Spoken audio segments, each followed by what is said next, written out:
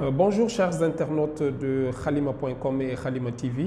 dal leen ak jàmm ci seen émission jotaay ji tey nag ñu ngi am mbégte ak kontaante dalal ci plateau bi honorable député Abou Diallo. Abou Diallo, vous êtes député de la diaspora zone Amérique Océanie ñu ngi lay dalal bu baax ci Khalima TV. waaw asalaamaaleykum mbokki Sénégal mbokki diaspora Tidiane Dia maa ngi lay nuyu di la ziyaare di kontaan ci sa invitation tey ma ñëw fii ci bërëbu Khalima di ko rafetlu bu baax di nuyu Sénégal yi comme ni ma ko waxee rek ak mbokk yi nekk ci diaspora parce que man nag ni nga ko waxee député diaspora la nekk ci département Amérique ak Océanie donc di ñaanal umma islamique bi yëpp carême ramadaanu carême yàlla may ñu woor ci jàmm yàlla nangu suñu koor. Amin jërëjëf honorable voilà donc yow comme ni ma ko waxee léegi yow député zone Océanie ak Amérique mu nekk zone bi nga xamante ne que dafa vaste large naka ngeen di def aussi pour mun a assurer liggéey bi nga xamante ne que dañ leen ko dénk foofu noonu. waaw avant may tontu laajte bi dama koy rafetlu bu baax dañu sant d'abord le président de la République son excellence Macky Sall parce que quoi qu'on puisse dire quand même moom moo jël diaspora bi def ko 15e région moom moo xalaat ne diaspora bi ñi leen mën a représenter mooy ñi nekk ci diaspora bi moo tax ñu am 15 députés de la diaspora ci 13e législature bi donc dañ koy sant di ko gërëm ci leen wax li man effectivement ci département yi gën a yaatu laa bokk mooy département Amérique ku ne Amérique nag dañ koy jëlee Canada ci kaw muy au nord ba ci Argentine si suuf nga xool ci diggante bi dëkk yi fa nekk mais rawatina loolu nga boole ci encore continent océanique donc mu nekk bërëb bu rëy pour benn nit waaye nag ñu ci sant yàlla ñu ngi ciy góorgóorlu moyens yi amul parce que effectivement ñaari billets la ñu am ci at bi ñun député de la diaspora ku nekk ñaari billets lañ la jox waaw boo xoolee ñaari billets yi man ki nekk Amérique Océanie yi États-Unis rek moo bëggee def foofu visite ci état yi fa nekk yëpp parce que état boo gis rek sénégalais mu ngi fa. sama bëgg-bëgg mooy fépp fu Sénégal yi nekk ma àgg foofu donc pour Amérique rek pour ma jeexal foofu déjà problème la waxatuma la Canada moom moo ëpp Amérique waxatuma nag ak ñeneen état yi donc jafe na trop li ñuy dimbale rek mooy communication ñu mel ni yéen ak ñeneen ñuy jàllale vraiment li ñuy def mais quand même sur le plan quand même déplacement ni comme ni ñu ko souhaité woon demeegul noonu yaakaar nañ peut-être que dina am même bu dul suñu législature bi ñeneen ñi ñuy remplacer ñaan nañu yàlla ñu am moyens yu gën a consistant pour que ñu mën a def liggéey bi comme ni mu waree. mais est-ce que loolu nekkul li nga xamante ne da leen di gàllankoor par rapport ak parce que aussi député dafa war a proche askan bi bu dee yéen sénégalais yi nga xamante ne que ñu nekk ci diaspora yi lañ leen dénk et que vous n'avez pas les moyens de vous déplacer pour yegg foofu noonu parce que 2 billets aussi par année c'est pas suffisant à ce que je sache naka ngeen di mën a def ba xam li nga xamante ne que mooy préoccupation askan bi nekk foofu noonu. waaw comme ni nga ko waxee rek préoccupation bi ni ñu koy xamee mooy au moins suñu ñaari billets yi ñu am ñu déplacé wu ci encore di communiquer ak ñi nekk ci dëkk yi am na les associations am na ay personnes ressources yoo xam ne ci ñooñu la ñu mën a basé wu pour am yenn information yi sinon aussi il faut que ñi nekk ci diaspora bi nga xam ne li ëpp ci liggéey bi c'est au niveau de l'Assemblée parce que au-delà même du vote du budget am na yeneen liggéey yoo xam ne député bi da koy def mooy par exemple topp ci agenda ministère yi li nga xam ne commencé woon nga ko au niveau de l'Assemblée il faut nga jëm ko topp mais aussi ay renforcement de capacité parce que lépp looy liggéey il faut ñu wax la ko ñu expliquer la pour nga gën ko xam nga gën mën a représenter donc Sénégalais de la diaspora donc moo tax effectivement metti na trop waaye dañoo gëm ne ñun ñoo commencé mbir mi yaakaar nañ ne en tout cas ñu remplacer peut-être dinañ am moyens yu gën a consistant comme ni ma ko waxee léegi pour que ñu mën a def liggéey bi parce que sinon vraiment metti na quand même quoi qu'on puisse dire. honorable député dañuy dugg léegi ci beneen ponk mooy programme de 10 000 logements bi nga xamante ne que 100 000 autant pour moi waaye 100 000 logements yi nga xamante ne que annoncé woon nañ ko fii nii fan la bon dañu bëggoon a xam déjà lan mooy programme boobu noonu lan moo ko ulli. très bien Tidiane programme 100 000 logements bi xam nga président dafa toog seetlu ne vraiment am na Sénégalais yu bëri yoo xam ne seen loxo jotul seen ginnaaw te nit ku nekk yaa ngi ñaan yàlla nga am kër boo xam ne ci ngay nekk yoo ak sa njaboot te loolu am na ñoo xam ne sonn nañ macha allah ñu ngi liggéey am moyen yoo xam ne tane na wala bëriwul bëggoon nañ am kër mais mënuñu ko am parce que kër yi dañoo cher donc président xalaat ne vraiment naa jëm dans une première phase ci premier programme bi ma def un programme bi ñu tuddee 100 000 logements 100 000 logements yi nag nit ki dina ko am ko ci amel boo xam ne du rëy trop parce que état bi moom moo lay jox suuf si moo lay def ce qu'on appelle les DRD donc yooyu yëpp état bi moo la koy dimbale ba pare jéem la wutal financement pour que ñu tabaxal la ba sa kër pare ñu jox la ko ngay fay ndànk-ndànk donc loolu muy loo xam ne vraiment day arranger ñëpp mais surtout Tidiane ñi nekk ci diaspora bi parce que dama faral di wax ni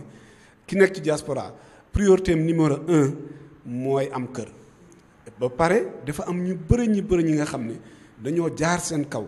dañoo yónnee fii seen ay xaalis ñii seen mbokk ñii seen xarit waaye ñu def loo xam ne mënuma la ko wax sax quoi en tout cas mënuñ fexe ba am fii kër te programme bi muy programme bu ambitieux mais aussi muy programme bu sérieux parce que programme état la moo tax président xalaat ne donc lii daal bu ma ko defee 100 000 logements yi dinaa ci jël 20% muy en tout cas boo jëlee téeméer ñaar fukki da koy jagleel diaspora donc boo xaymaa muy 20 000 logements ñaar fukki junni logement yoo xam ne dañ ko jagleel donc waa diaspora bi donc muy programme boo xam ne nag bu ñu ko commencé ak léegi vraiment dinañ ci ñëwaat xam naa lancé nañ ci mais lii moo doon mbëbëtu président pour que vraiment ñi nga xam ne tey ñi ngi wut kër mënuñ fexe ba am ko ñi nga xam ne aussi seen loxo jotu seen ginnaaw ñu dimbale leen ñu am ay kër ci ay njëg yoo xam ne vraiment tane na quand même bu baax a baax par rapport ak njëg yoo xam ne ñoo nekk sur le marché. alors ñi nga xamante ne que ñu ngi ci diaspora bi et que ñoom xamuñu affaire bi nan la demee lan mooy condition yi. waaw condition yi mooy que ne d'abord bu njëkk bi ñu commencé programme bi mooy da nga doon inscrire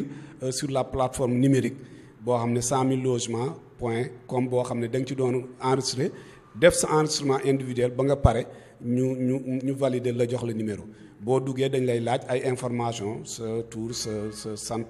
looy liggéey ñaata ngay gagné ndax célibataire nga wala marié nga ban façon kër nga bëgg yooyu yëpp dañ la koy laaj ci programme bi donc loolu boo ko defee ba pare nag après lañ lay jox benn numéro ne la yow léegi validé nañ la validation bi ñu envoyé ko au niveau du ministère de l'urbanisme donc muy lu am solo ñu bëri def nañ ko nag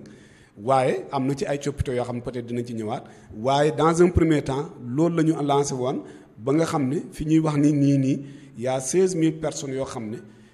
inscrire nañ ci plateforme boobu muy donc des na à peu près ay 4 000 yoo xam ne war nañ mën a inscrire pour que ñu mën a am 20 000 logements yi. d'accord donc xam naa message bi peut-être que dina jàll et que ñi nga xamante ne que ñu ngi ci bitim réew xamuñu programme 100 000 logements bi donc à travers cette émission peut-être que dinañu jot message bi ba mun a dem inscrire pour ñu mën a atteindre nombre bi alors fan yi ñu gis aussi même si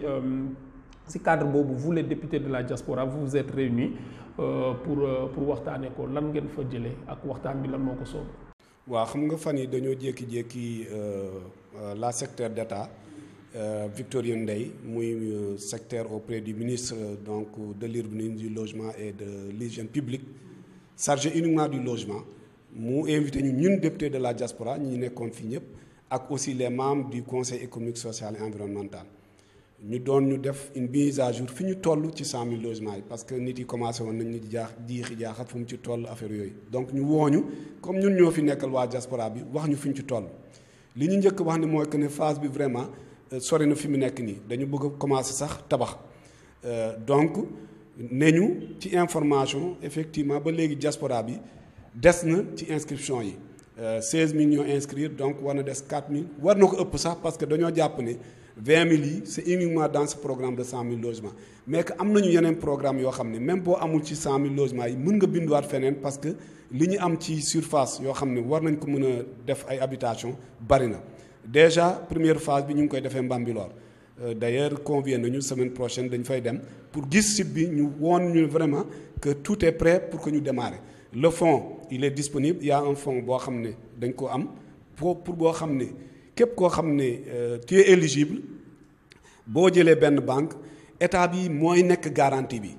vis-à-vis de la banque ñoom ñooy fay au cas où boo fayul donc mais da nga war a fay parce que effectivement yow yaa wut kër mais état bi mooy nekk garantie loolu moo gënoon jafe pour que nga am prêt parce que dañ doon wax ne comme amoo garantie banques yi dañ doon daw ginnaaw daw delluwaat ci ginnaaw et c'est normal mais cette fois-ci l'État a pris les devants def donc un fonds boo xam ne day disponible pour que boo éligible di nga ci am ba pare logement yi du ñu passé presque 11 millions fii à Dakar qu'est-ce que ça veut dire ça veut dire que tey jii xam nga nañ ak 20 millions pour nga am ci kër bu baax c'est un problème mais ça veut dire que état moo rangu yooyu yëpp moom moo jël moo la fayal terrain bi moo la fayal VRD yi moo la fayal électricité ak ndox yëpp moom moo ko indi ba pare ñu tabaxal la donc boo xoolee loolu yëpp boo xaymaa dina nekk à peu près dans les 18-19 millions mais Sénégalais bi ñu laaj la à peu près 11 millions pour que nga mën a am kër donc loolu lu am solo la te Tidiane dañoo gis ne programme bu sérieux la moo tax may ñaax sama mbokk yi nekk ci diaspora bi parce que man lu mu wax rek day fekk ma gis ci kii ils nous ont montré et prouvé que pare nañu déjà pour démarrer parce que déjà les fonds sont là tout est prêt pour que vraiment ñu commencer les premiers logements yi nit yi teg seen bët on sait que les Sénégalais de la diaspora ñu ci bëre dañu xaw a hésiter tuuti parce que dañu leen naxati leen ba nga xam ne dañuy hésiter pour dugal seen xaalis fenn mais fii doo dugalagoo benn xaalis da nga bu njëkk bi effectivement dañ doon inscrire individuellement mais ci rajo bi aussi jàpp nañ le président li mu gën a bëgg mooy que ñu dem ci coopérative d'habitat yi parce que effectivement ci coopérative d'habitat yi ci la ñu gën a mën a am chance jox ñu bëre ba pare fekk ci mbooloo la donc moo tax ñu bi ci rajo bi secteur d'état bi def ne nañu encourager mbokk yi képp koo xam ne nekkoon ci coopérative d'habitat nga dugg ci coopérative d'habitat parce que ci coopérative d'habitat yi la ñu sélectionné mais au demeurant laaj nañ leen quand même ñi nga xam ne ci départ bi dañ leen waxoon inscrivez-vous individuellement donc inscrire nañ ba pare ñooñu nañ leen di def donc loolu dinañ amaat beneen rajo pour jéem a jël ñooñu nga xam ne xas nañu inscrire ñu jéem leen wutal même si c'est une coopérative en tout cas wala dugal leen ci coopérative yoo xam ne dinañ mën a ñoom it am parce que ñoom dañoo teel a gëm affaire bi waruñu leen bàyyi en rade parce que bokkuñu ci benn coopérative d'habitat ñu seet nañ leen dimbale mais li état bi gën a jàpp actuellement fii may wax nii Cheikh Tidiane mooy que ni na nit yi def dugg ci coopérative d'habitat yi y en a beaucoup mais même bu amul mun ngeen réunir en groupe ngeen fexe ba am coopérative d'habitat ci ngeen di gën a am chance pour mën a bénéficier wu en tout cas ci 20 000 logements yi. ok mais est-ce que yéen a ngi prévoir aussi la sensibilisation dans ce sens est-ce que vous allez vers les coopératives aussi pour waxtaanee ak ñoom ci mbir mi. waaw parce que ñoom bi ñu waxee keroog bi ñu woowee dañ ne ñoom il prévoit même de faire des tournées pour vraiment dem ci nit yi expliquer leen effectivement liggéey bi comme ni ñu waxee nii fu mu toll nan la commencé woon comme ni nga ko laajee nii fi mu toll ak fan la ñu jëm étape bii ñëw actuellement ci nekk phase démarrage bi donc loolu communication bu mag la boo xam ne jël nañ ko nee nañ dinañ dem fépp fu ñu war a àgg pour vraiment sensibiliser nit yi wax leen ne vraiment lii moo fi am jéem leen sensibiliser pour que ñu gën a ñaax nit yi pour que ñu inscrire ci coopérative d'habitat yi mais aussi xam ne affaire bi en tout cas àgg na point boo xam ne très bientôt on va voir que affaire bi na génn ci terre bi donc nit yi xam ne lii c'est pas des éléphants blancs c'est du réel te nit yi dañ ci teg seen. mais est-ce que tournée yooyu aussi aajowul jotul par exemple tey jii ñuy associer député yi nga xamante ne que dañ ciy nekk ci diaspora bi comme yéen ngeen di ànd ak ñoom aussi pour non seulement mieux expliquer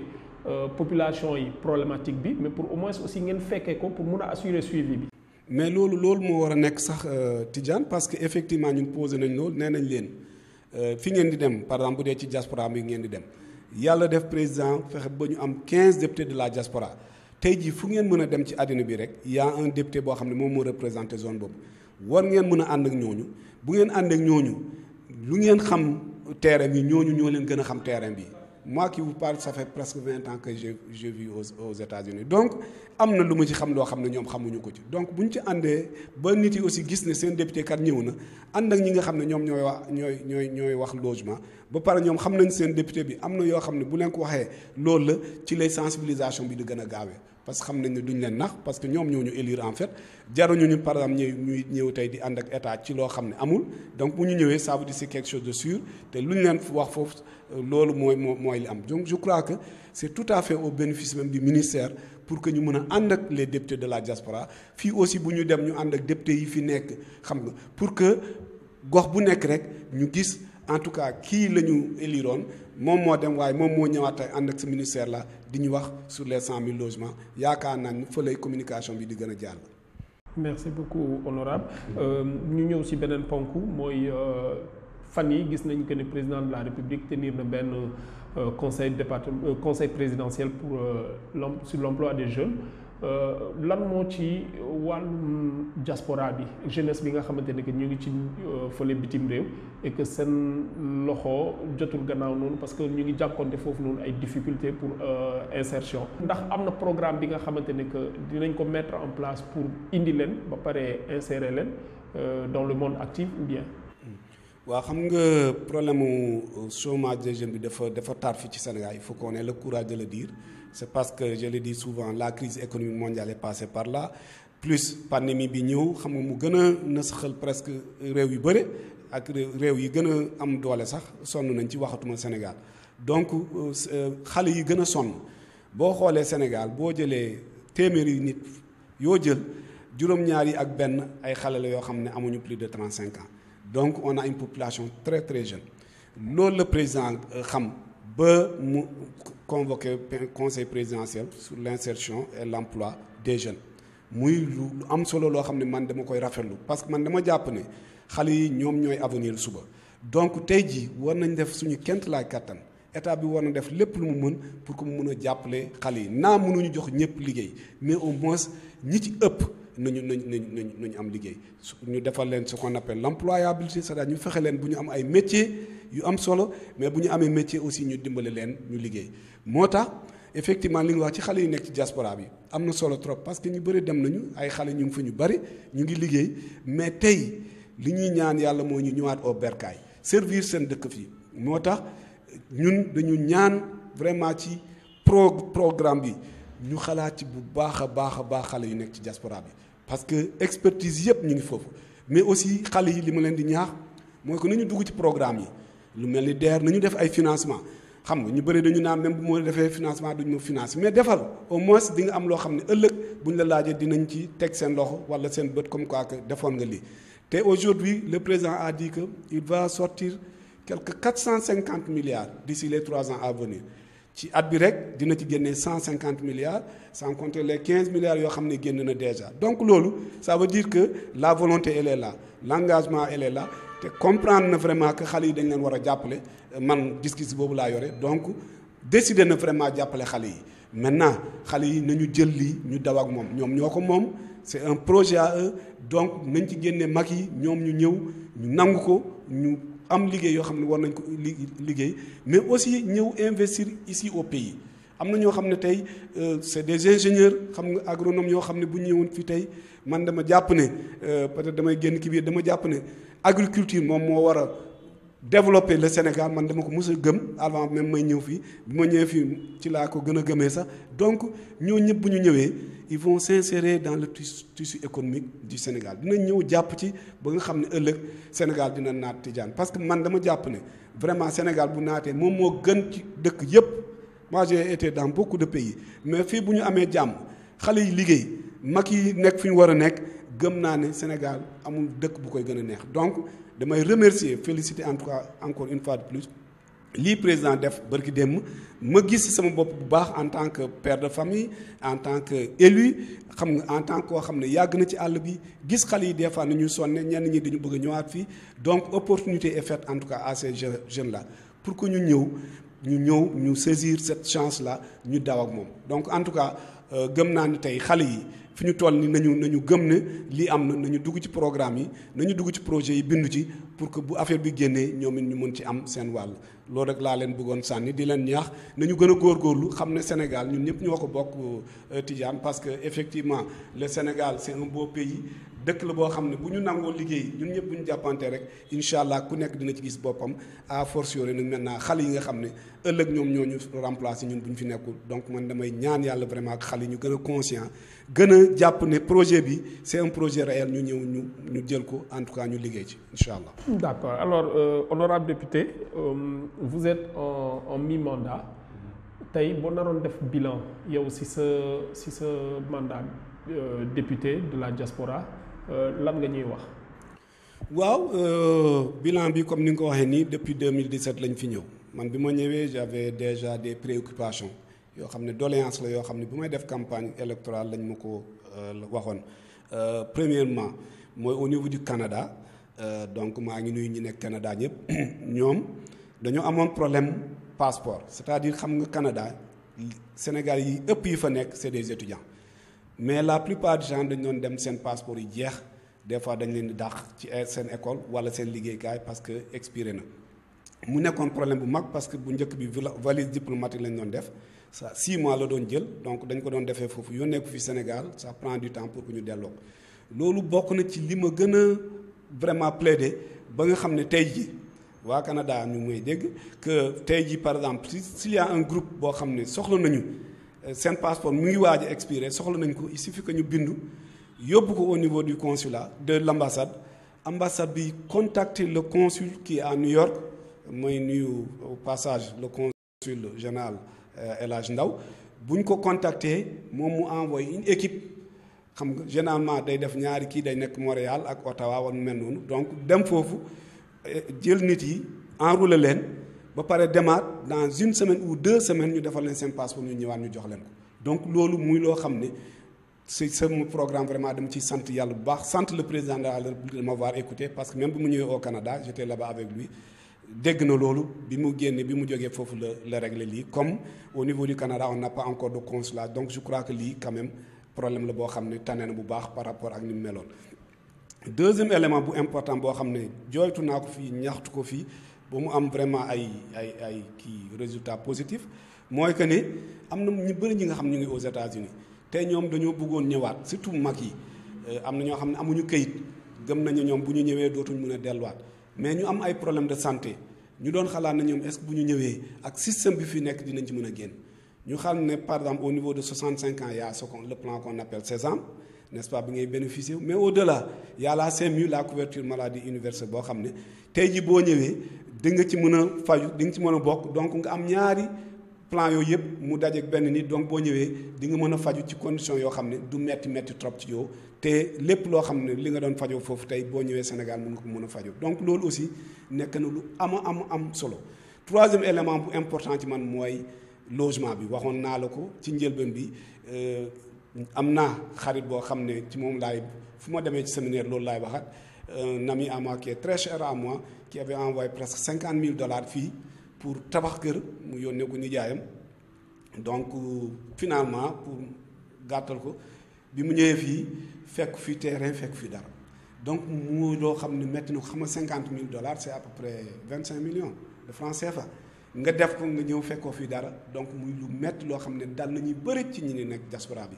donc tey jii ñu am programme yoo xam ne boo ci dugalee si xaalis tu es sûr et certain que it's a win-win situation da ngay gagner c'est-à-dire amoo loo ci perte parce que c'est un programme du gouvernement c'est un programme sérieux ambitieux boo xam ne président moo xalaat ne kii kat il faut que diaspora bi nga xam ne ils ont souvent des problèmes pour construire au Sénégal ou bien pour am ñu ñuy wóolu ñu ñuy jox fi xaalis loolu ñu dugal programme bi donc man damay jàpp ne lii suñu kii la bokk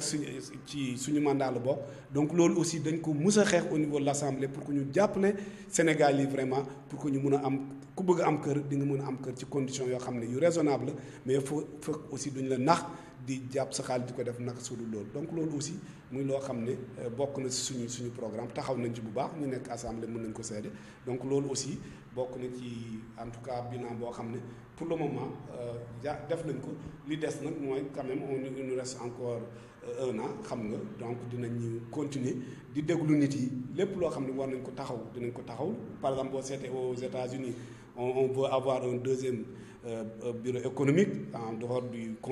consulat ñu am bureau économique ñu def ko à Houston kooku aussi maa ngi ci daw sama kent laay kattan parce que Houston ak New York par véhicule c'est 16 heures de route dafa sori donc bu ñu amoon foofu bureau consulaire dinañ mën a dimbale bu baax ñu nekk ci côté boobu nga xam ne foofu la ñu yem donc yooyu yëpp programme yoo xam ne ñu ngi ciy taxaw di ci def suñu kent laay kattan ñaan yàlla rek yàlla na ko yàlla sottal. ok alors ban message ngay lancé sénégalais yi nekk ci diaspora bi et surtout aussi jeunes yi. waaw di leen un message d'encouragement. leur dire que véritablement que Sénégal suñu Sénégal la man dama jàpp ne ku nekk ci diaspora ku dem ci diaspora rek ci nit ñi gën a taxaw nga bokk c'est-à-dire ñi gën a bëgg seen bopp parce que diaspora bi yombul on sait que c'est que la diaspora était il y a de cela 20 ans nekk loolu fii man par exemple bi lay wax j'ai presque à un moment donné j'avais 3 boulots ci benn kii ñetti liggéey am na ñoo xam ñu ngi foofu am ñaar liggéey ñii ñetti liggéey donc lu metti la mais nañu xam ne par exemple en tout cas li ñu fi di def actuellement au Sénégal boo xoolee le président Macky Sall bi mu ñëwee ba léegi li mu defagum naam des na kooku il faut ñu am courage aussi mais def nañ lu bëri loo xam ne tey jii le Sénégal yu bëgg investir dama leen di ñaan ñu ñëw y a des niches d'opportunités ici Tidiane au Sénégal beaucoup d'opportunités fii à tous les niveaux nañu ñëw ñu xool ñu nekk patient parce que gëm naa ne waa diaspora bi dañ leen war a boole ci liy développer pays bi mënul développer sans compter la diaspora une diaspora qui convoit quelques 1300 milliards de francs CFA an xam nga ne ñooñu ay jàmbaar lañu amul lu leen yóbbu foofu lu dul liggéey waaye bu ñu liggéeyee li ñuy ñaan yàlla mooy ñu ñëwaat au bercail seddoo li ñu am li ak seen mbokk yi ak seen am di jàmm donc ma leen di ñaan di leen ñaax encore di leen naan na ngeen gën a am courage saa yu ngeen amee opportunité revenez au pays essayez d'investir ici les opportunités sont là pour nous les Sénégalais de la diaspora parce que vous avez l'expérience vous avez l'expertise vous avez la patience parce que foofu boo fa nekk il faut nga am il faut nga nekk patient il faut nga am loo jàng loo xam ne nekkul woon fii donc yooyu yëpp am nañ ko ñu ñaan yàlla vraiment ñu bàyyi xel ci loolu le Sénégal c'est un pays à nous tous nañ ñëw ñu jàpp ci pour que Sénégal mën a développer